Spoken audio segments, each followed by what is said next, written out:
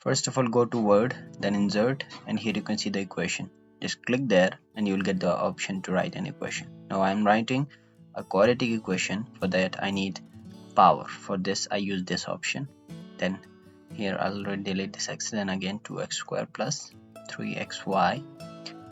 Then again I'll write an equation as required, and then here you can see I again want to write in the power, so I'll write it y squared plus then any equation that's given to me. I can easily write it. I can even use the term for integrations and differentiation and for limits as well.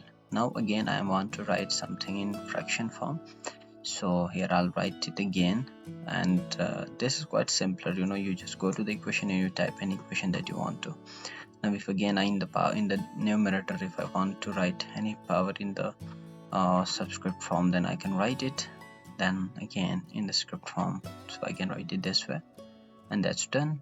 Thank you so much for watching the video. Subscribe for more short videos like this.